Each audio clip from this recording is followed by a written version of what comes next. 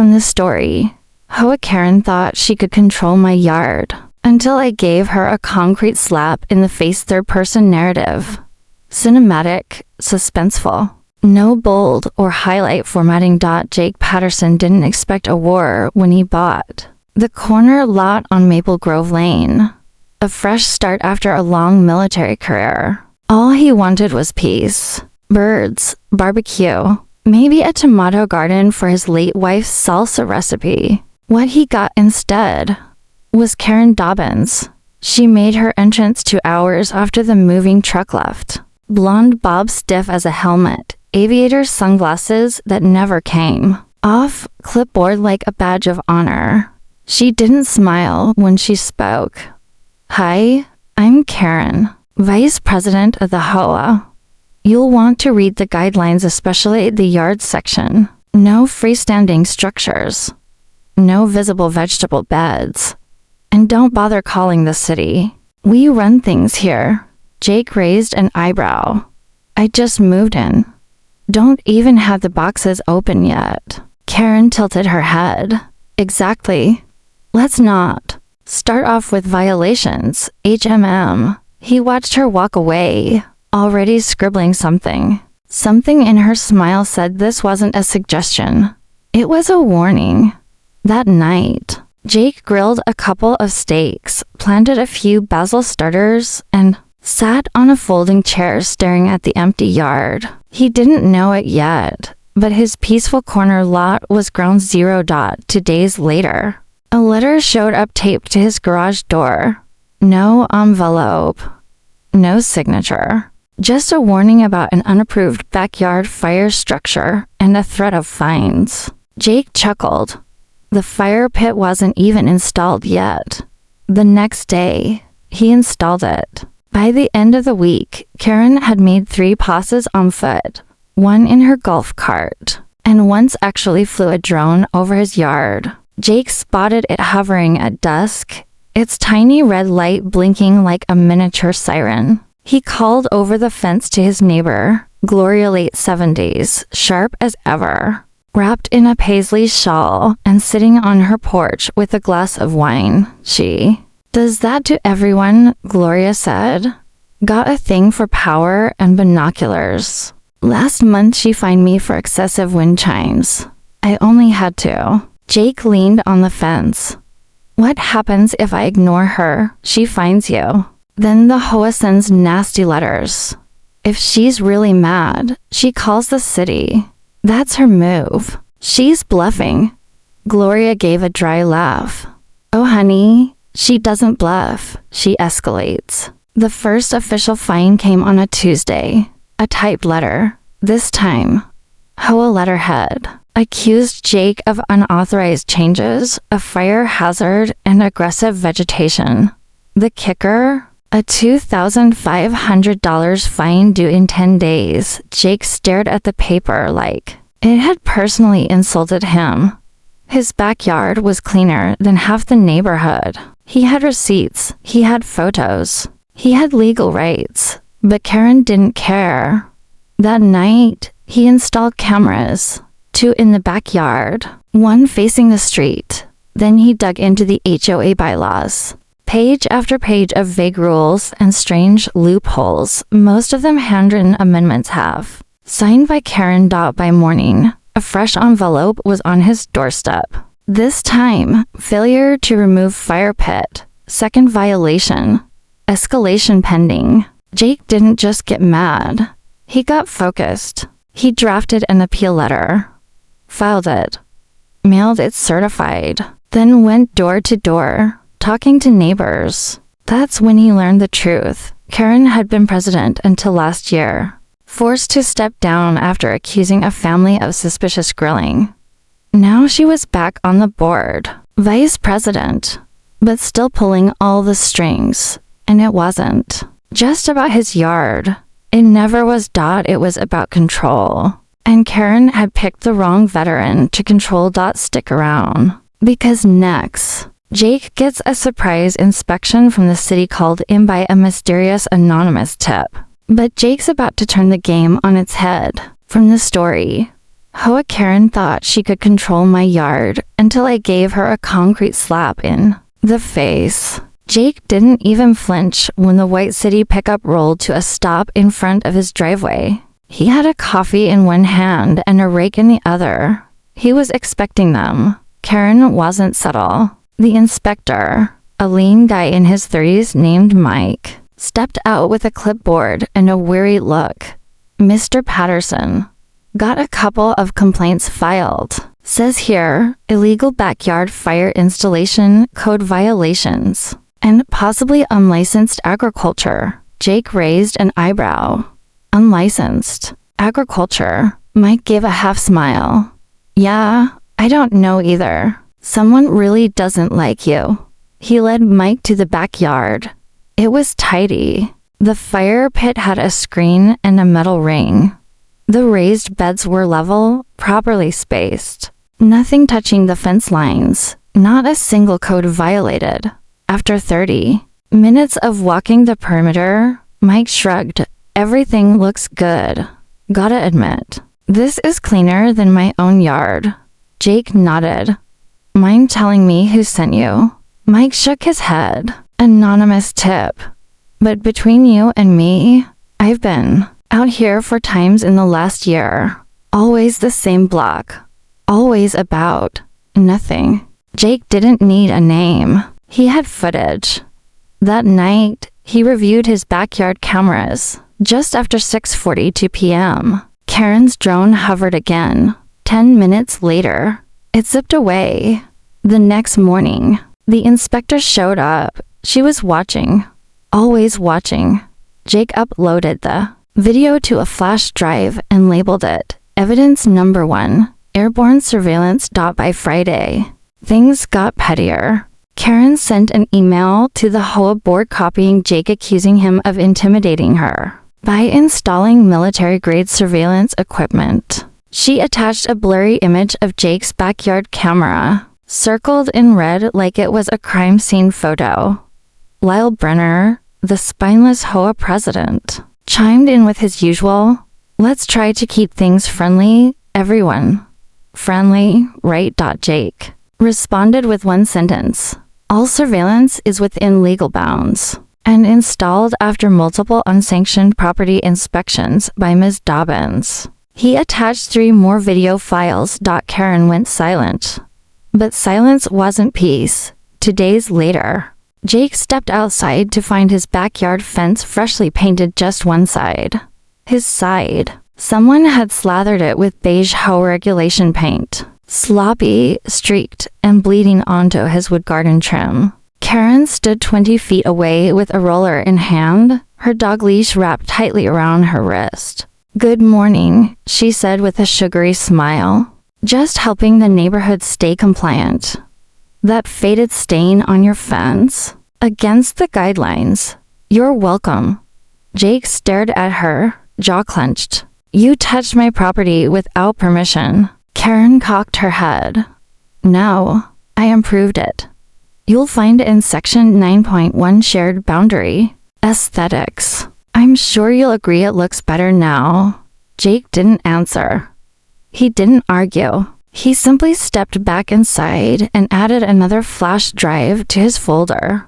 This one labeled Evidence Number 2, Paint Sabotage.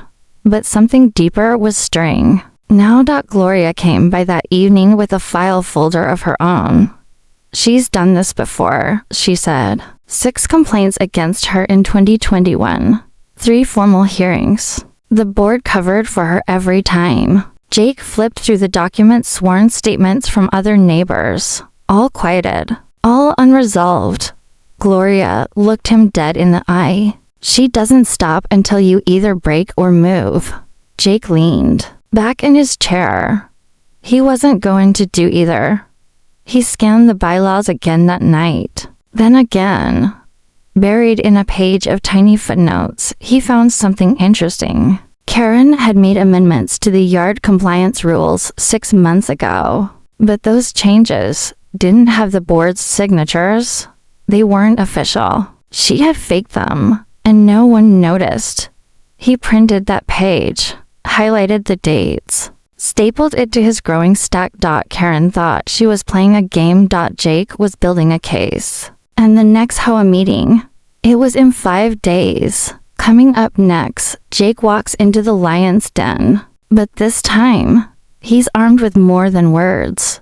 Because when Karen tries to silence him in front of the board, someone unexpected takes his side and the real unraveling begins.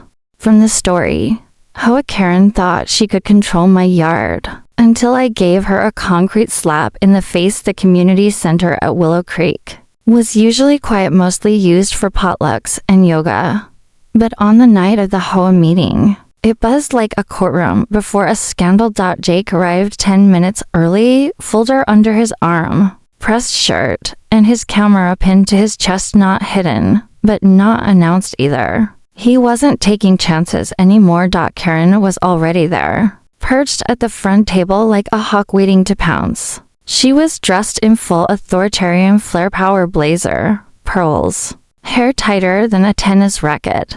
She locked eyes with Jake and didn't blink. Lyle Brenner, the always nervous HOA president, cleared his throat and tapped the microphone.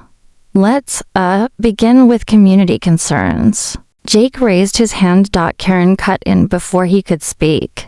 Before that, I'd like to address a violation still unresolved. Mr. Patterson's illegal fire pit and his multiple non-compliant structures have gone uncorrected. I propose escalating fines. Jake stood slowly. I'd like to speak. Karen didn't sit.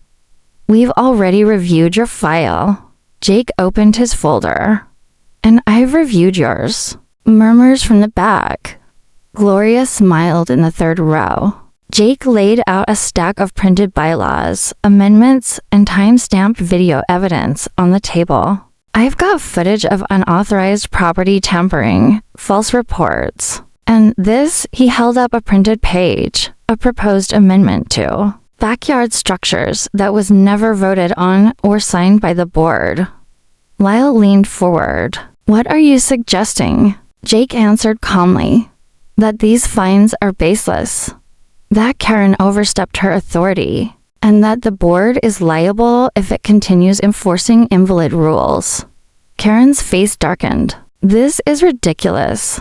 Jake placed another document on the table, not as ridiculous as paint sabotage or drone surveillance or calling the city with fake complaints. A younger board member, Ellie Tran, spoke up for the first time. Karen, is that true? Were these amendments ever finalized? Karen's mouth opened, then shut. They were implied approvals. Jake raised a brow. Implied doesn't count. And according to Section 3.4 of the HOA Charter, unauthorized amendments are void. Ellie leaned forward. We need to review this.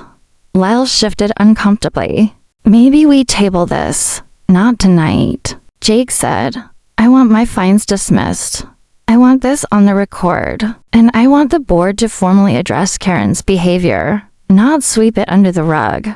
Silence. Karen stood, shaking now. This man has been antagonizing me since the day he moved in. He's filming, harassing, turning neighbors against each other. Jake didn't say a word. He simply pressed play on his camera. The feed showed Karen pacing along his fence, roller in hand, paint dripping. It showed her drone. It showed her shoving a fine slip into his mailbox without an envelope, muttering, Let's see how you like this. Gasps from the room. Even Lyle looked stunned. This is a violation of privacy. Karen snapped. Jake looked straight at her. On my property. On my fence. Breaking your own rules. Ellie folded her arms. I move that we suspend all fines against Mr. Patterson pending review, and we begin an internal investigation. Lyle didn't argue.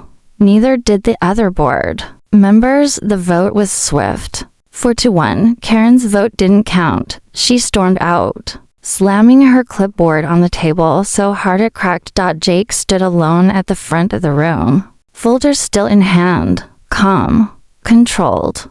But inside, he knew this wasn't the end. Karen Didn't lose quietly. And if he'd learned anything from the military, it was this: victories in public come with retaliation in private. Up next, Karen breaks the rules in a way that forces Jake to make a move nobody saw coming. Because sometimes, silence isn't peace, it's preparation for war. Stick around. And don't forget to subscribe. Karen's next move is coming, and this time, she's not hiding behind policy. From the story, Hoakaren thought she could control my yard until I gave her a concrete slap in the face. The calm after the HOA meeting didn't last 24 hours. By morning, Jake's mailbox had been smashed in. Bent metal, tire tracks across his curb, and a printed sheet left at the doorstep unsigned. Of course, it wasn't an official find this time. It was a single sentence typed in bold. HOA letters, don't forget. Jake didn't report it. Not yet. He already knew who was behind it. But the way she was playing this game off the books in the dark meant he had to be smarter. Not louder. Gloria was the first to notice it had gone further.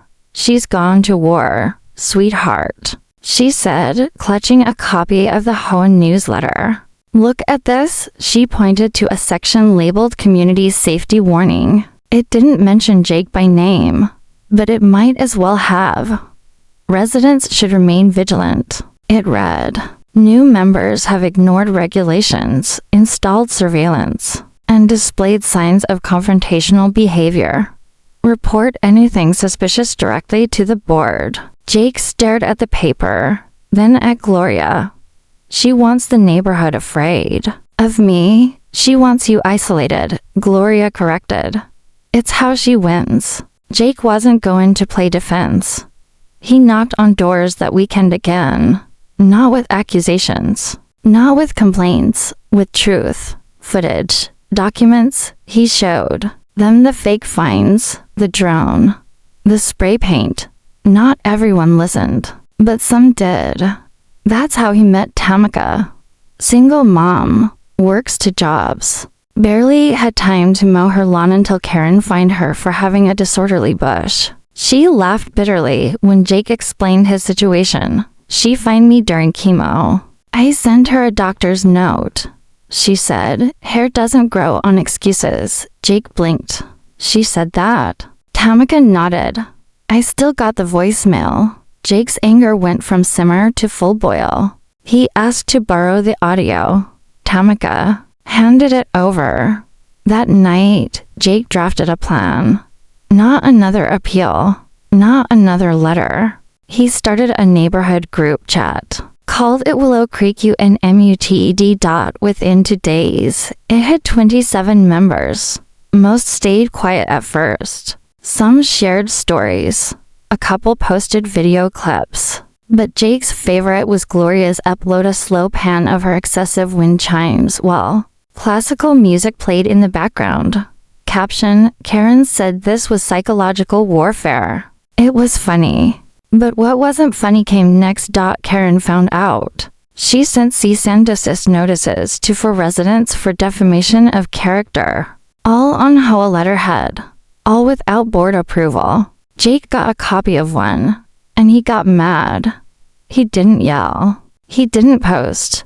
He went to the county records office. Karen, it turned out, had submitted 3 HOA guideline amendments in the last year without the necessary resident votes. He filed for public access and gathered proof. One document was missing, an entire second page signed only by Karen. It was enough to spark real change. Jake emailed the board with the evidence and filed a formal grievance. But this time, he also emailed the county housing department. Not just about the fake fines, but about the misuse of HOA funds. Gloria called him the next morning. She's unhinged now, she whispered. She's been walking up and down the street all day, taking pictures of everything. That same day, Karen marched into Jake's yard. No drone. No clipboard.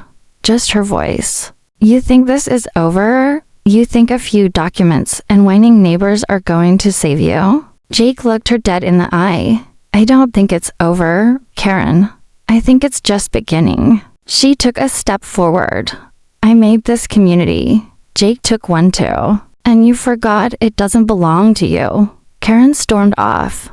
Jake returned to his house, poured himself a coffee, and stared at the concrete in his backyard.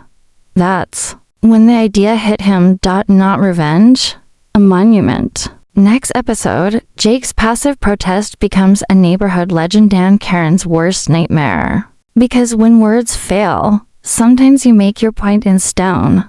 Subscribe to see what Jake builds next and how Karen tries to destroy it.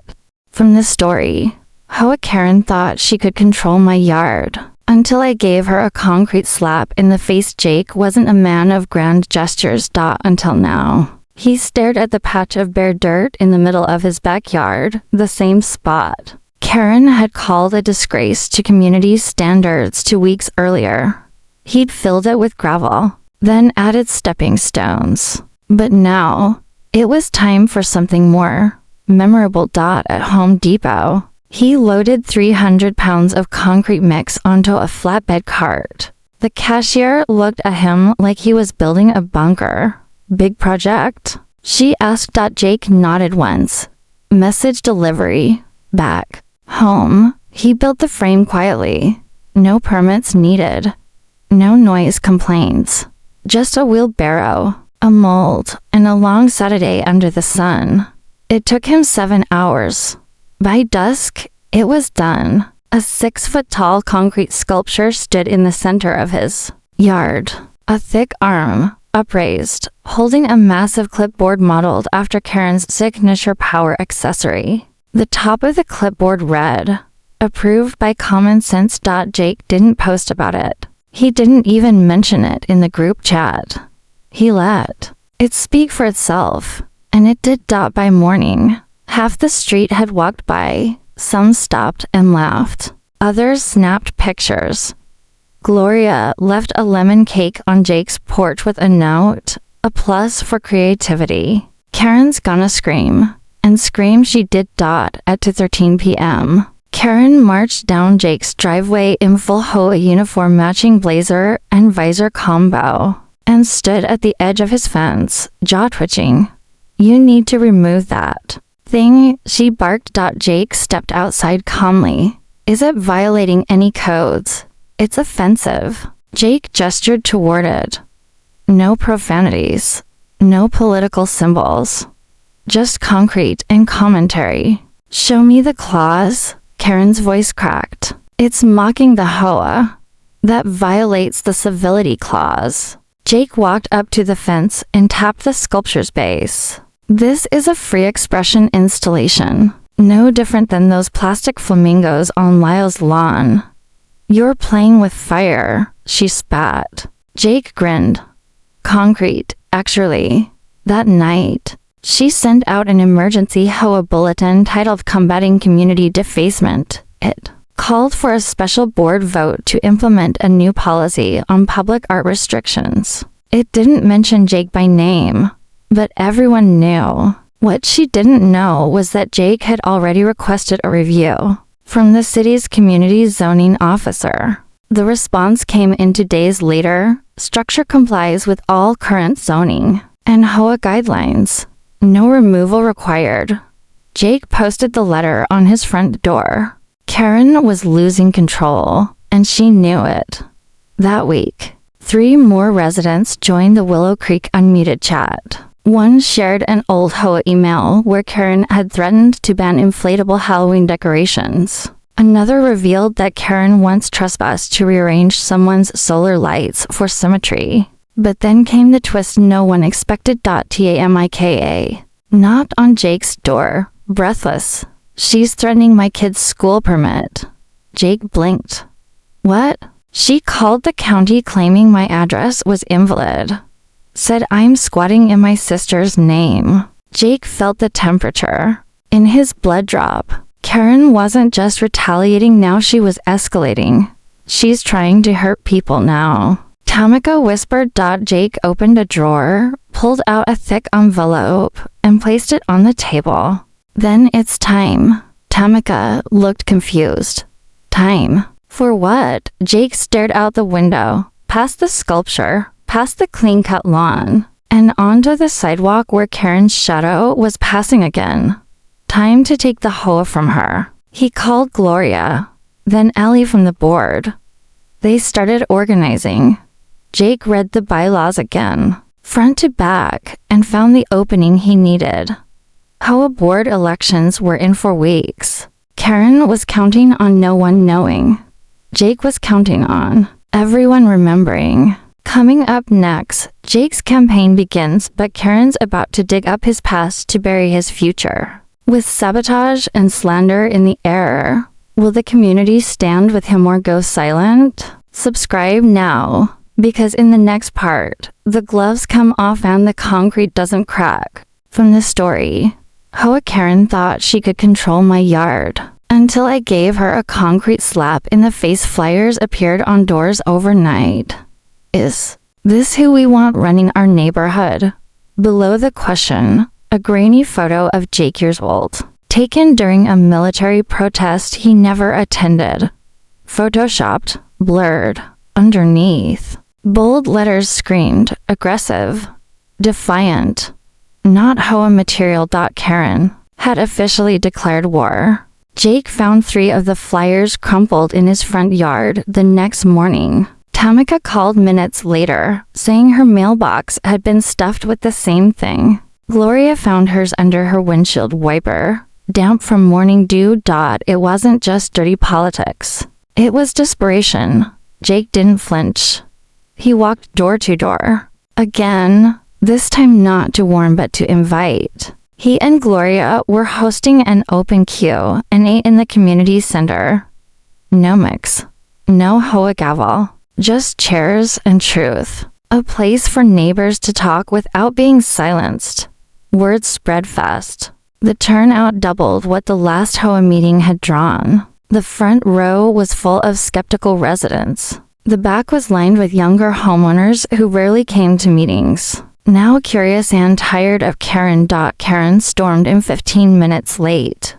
She wore all black, holding a thick folder like it was a weapon. She didn't sit. She stood in the corner, arms crossed, staring Jake down like she was waiting for him to mess up. But he didn't. Jake stepped forward and told the full story start to finish. The fines, the fence painting, the surveillance, the sculpture, and now the flyers. He didn't raise his voice once. Then Tamika stood up.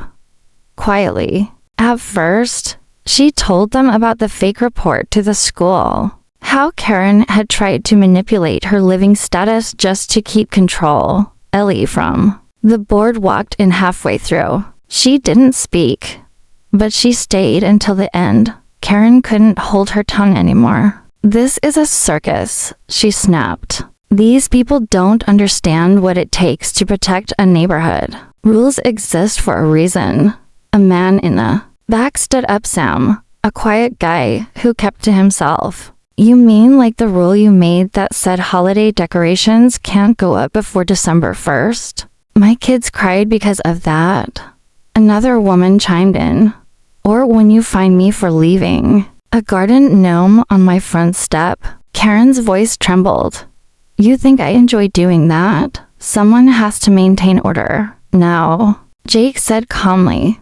Someone has to represent the people who live here, not control them. Karen turned beet red. You're a liar. You're a manipulator. You don't belong on the board. Jake smiled. Then let the neighborhood decide. The room clapped, not loud, but enough. Karen's eyes darted. For the first time in years, she wasn't in control of the room. The next morning, Jake officially submitted his candidacy for HOA president. Karen countered with a petition to disqualify him for dishonesty. It failed. Badly. That week, the neighborhood group chat exploded with stories. Old emails. Pictures of HOA overreach. One resident had video from 2 years ago of Karen yelling at a teen for chalk art on the sidewalk. Another had voicemail threats about improper grass length. The neighborhood had been quiet for years, but not peaceful.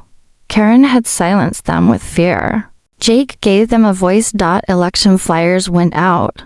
Simple ones.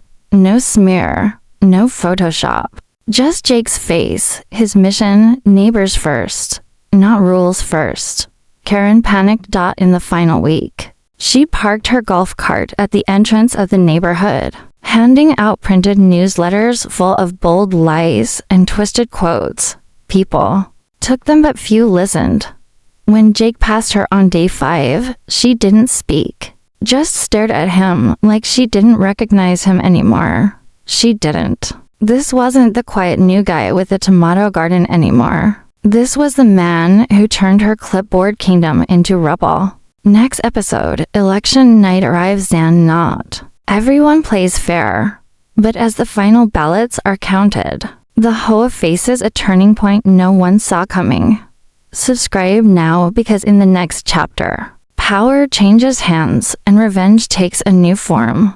From the story, Hoakaren thought she could control my yard until I gave her a concrete slap in the face. The community center lights buzzed faintly overhead. Folding chairs filled every corner. The energy in the room didn't feel like a neighborhood meeting. It felt like a trial. Election night. The board sat at the long table up front. Ballots in sealed boxes, tension crackling with every tick of the clock. Karen sat stiffly beside Lyle, arms crossed, a frozen smile stretching across her face like plastic. Jake stood in the crowd, not speaking, not posturing, just watching. Gloria leaned over to him and whispered, "She's nervous. She hasn't blinked in 8 minutes." "I think she forgot how," Jake replied. Tamika entered with her son beside her. A few of the newer residents were their 2 young couples who rarely got involved. Until now. And that meant something. Karen's control was slipping, one vote at a time. The board announced that ballots were being counted in the adjacent room, supervised and recorded. Transparency, finally. Jake's name was listed first on the ballot. Karen's was last. A twist of fate. Maybe. But the irony wasn't lost on the crowd. Minutes dragged like hours. Jake kept his breathing even. He didn't know what the final count would be, but he knew one thing: he'd done this right. Every step had been documented, legal, and public. Karen had nothing left to throw, or so he thought. Just as the board re-entered the room with the results in hand, Karen stood up. "I'd like to say something before the vote is read," she said. Lyle looked startled. Karen, she didn't. "Wait, I've dedicated 15 years to this community. I've protected it from disorder, chaos, and decline. And I know some of you think I've been too strict, but order isn't easy. It takes strength. It takes someone willing to make the hard calls." No one clapped. Karen's face twitched. "You don't like Jake's rules now, but you'll come running when your neighbor paints their house purple or builds a basketball court in the front yard." Jake took a slow step forward. "And maybe they should be able to, if they aren't hurting anyone." Karen spun to face him. "You want lawlessness. I want fairness. You want power." The silence that followed was louder than anything said all night. Then Ellie stepped forward with the results. "The votes have been tallied. With 71% of the vote, the new president of the Willow Creek HOA is Jake Patterson." There was a brief pause. Then the room erupted. Applause. Cheering. Even a few laughs. Karen stood frozen, staring at Ellie like she hadn't heard it correctly. She didn't move. Jake didn't gloat. He didn't celebrate. He stepped up to the front and shook Ellie's hand. Karen finally spoke, but only to herself. "This isn't real. This can't be real." Then she did what no one expected.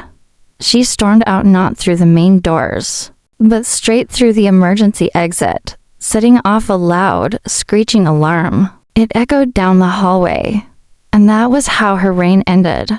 Not with dignity, not with order but with a loud, flashing red sign that said she'd lost. After the room calmed, Jake addressed the crowd. "I'm not here to tear down everything.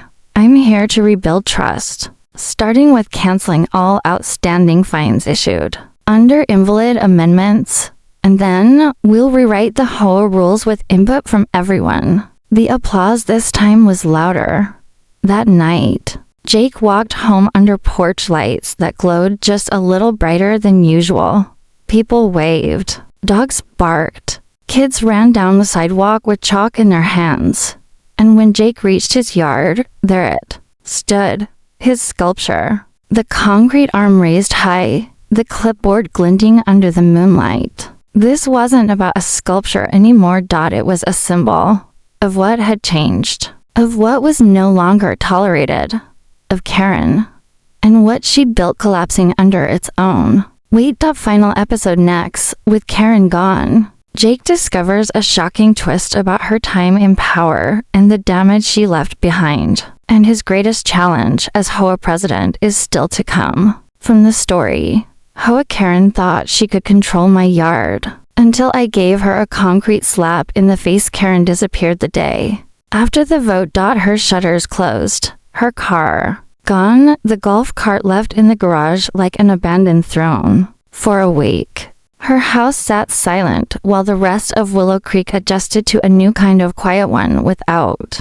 surveillance, fines, or threats over lawn height. But peace, Jake quickly learned, wasn't as simple as removing one person, because the deeper he looked, the more rot he found. 3 days into his term as HOA president, Gloria handed him a box. "Found this in the rec center storage room," she said. Karen didn't want anyone going through it. Now I know why. Inside were financial records, handwritten memos, unapproved fine slips, some issued to residents who had never even received them. Dozens of checks from the HOA account, signed by Karen, marked security expenses and property enforcement. But with no receipts, no vendor names, no paper trail. Jake sat back in his chair, stunned. She was funding her own campaigns with HOA money. Or something worse, Gloria muttered. He called an emergency board meeting. Ellie joined immediately. Lyle, shamefaced, admitted he had never reviewed the ledger closely. Karen handled the budget, he said. She said the less we interfered, the better. It was negligence. Plain and simple. But not criminal yet. So Jake took it a step further. He filed a formal complaint with the County Housing Authority and attached the documents as evidence. He didn't want revenge. He wanted transparency. He wanted the damage repaired. While the county investigated, Jake shifted focus to the neighborhood. He personally visited every house that had received a fine in the past year and offered refunds from the HOA reserve. Some declined. Some cried. One man, a retired school teacher, simply shook Jake's hand and said, "It's about time." Meanwhile, the sculpture in Jake's yard had taken on a new meaning. It was no longer a protest. It was a legend. Someone printed t-shirts with it. Kids named it the clipboard of justice. Tourists, yes, actual tourists from nearby communities came to take photos with it. Karen couldn't hide forever. 2 weeks later, a realtor's sign popped up on her lawn. For sale by owner. Motivated seller. Cash only. For sale by owner. Motivated seller. Cash only. Jake didn't celebrate. He didn't speak ill of her to the board. He simply walked out to his concrete monument, placed a small flag at its base, and said aloud, "Goodbye." But Karen wasn't quite finished. One final envelope arrived at the HOA office. No return address. Inside, a typed letter. "Enjoy your little win. But you'll never keep order. People need rules. Without someone like me, this place will fall apart.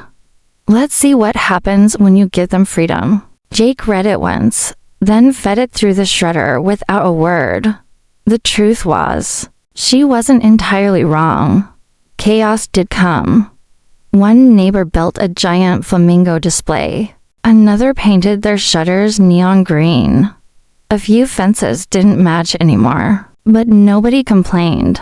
Because nobody was scared, Jake didn't need to control his neighbors. He trusted them. He listened.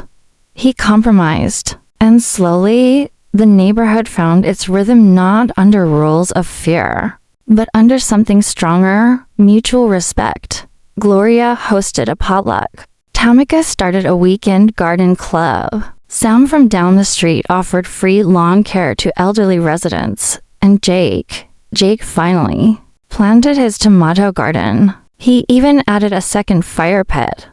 One night, as the sun dipped behind the rooftops, he sat in his backyard, the smell of smoke and rosemary in the air.